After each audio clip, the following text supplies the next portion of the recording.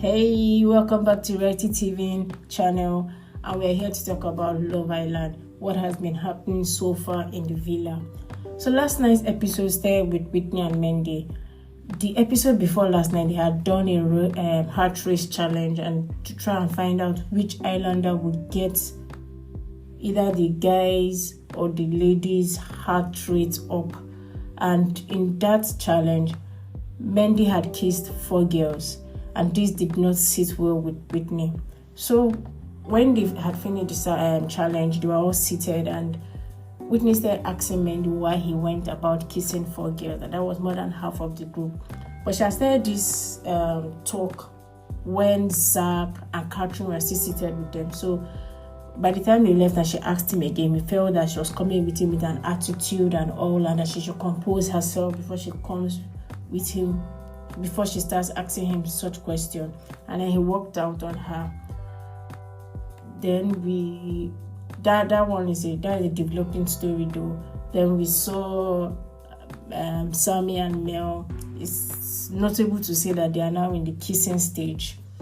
Moving away from that, Mehdi and Whitney tried to settle what they had, what the issue between them. So they came again together, sat on the daybed, and then Whitney was now telling him that what he did was he didn't think about her when doing the challenge. As for Mehdi, he was coming from the part that it was a challenge. He was trying to get heart rates up, and he was doing what he could. And then Whitney hit him with, whenever with other people you are nice, but with me you are mean. And that kind of got Mehdi upset. And he was like, what do you mean by that? Don't come at me with that type of attitude and all.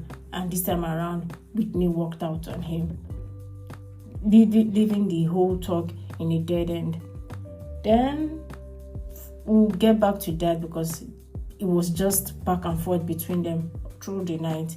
Then the next morning, we see Kady talking with the girls, and this time around she's telling them that she's going to try to get to know other people and not just be on Zach. And she mentioned 2 names, Ty and Scott. That's just to say that those who are shipping that couple, those couples, get ready. Submarine Katie is coming. And then again we get back to Whitney and Mehdi. They came again together, trying to have a middle ground with what happened. And this time around, Mehdi is not coming from it was a challenge. He has now decided that, okay, I'm sorry, I hear what you are saying. I may not agree totally. From Whitney's side, she's saying it was disrespectful. Mehdi is saying it's a challenge. But this time around, he's saying, okay, whatever it is, I'm sorry, I apologize. And then he asks her, what are we going to do next? How are we going to move forward? And she's still processing the fact that he kissed 4 girls in one night. And then this time I just said, okay, well, it's a nice conversation. He gets up and walks. But before then, they kind of took the camera to the other islanders and they were talking about Mehdi and Whitney, and Zach said something. He said what he sees in that couple is that Whitney is more into Mehdi than Mehdi is into, and everybody agreed, and we too, we agree. If you look at the dynamics of things, like we said the other time, Whitney had fallen for Mehdi more than she even expected herself to. But we're afraid that Mehdi might not be on the same wavelength with her. And the way he keeps coming at her and all, it's more like at this point he feels he's kind of boxed in and he wants to get her. We saw it with when he tried to even get to know Leah. And why he didn't work there was because Leah was not into him. So them always having this back and forth, it just shows that, because Whitney keeps expecting somebody who is closed off, someone who likes her, but it kind of looks like Mehdi is not there. And we don't even know when he will get there. But then they had another conversation, which we'll get to. And immediately after Mehdi got off from her conversation with Mehdi, she went straight to Montel. Montel was talking with Katrina, and she then said she wanted to pull Montel for a chat. We think this is not the right approach to things, because she got up, or maybe there was a time lapse and then the editing, they just cut it. But still, You just, even if Montel wanted to be interested in her, to just come off like he's a rebound, is because everybody can see that things are not working with Mehdi. That's why you're coming to me. And this is the second time she's doing it. The other time she had an issue with Mehdi, she came back, and the next thing she just came and jumped on Montel. I was like, more like, not literally jumped on him, but just came to him and said, who are you? What are you doing? Who do you want to be with? And all. You know, she is, and it also kind of shows like lack of respect for him. Like, if it doesn't work, and after that first time she came to meet Montel when things didn't work with Mehdi, we did not see her again with him. By the time things they're working with Mehdi, now again things are not working with Mehdi. She's back to Montel. Oh yeah, we are ex, and it clearly is just showing that she wants to use him as a rebound one, or either to make Mehdi jealous. But in either way, whichever reason she does this, it will not even work. Even if you want to move to Montel, you'll be subtle about it and put some respect.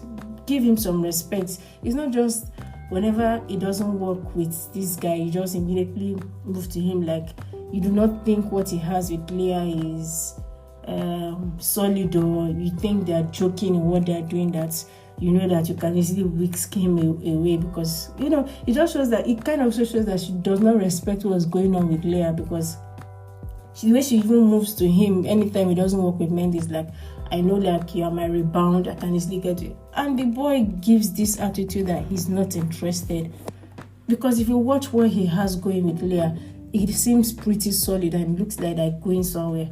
But Whitney keeps acting like there's nothing there, they're just deceiving themselves.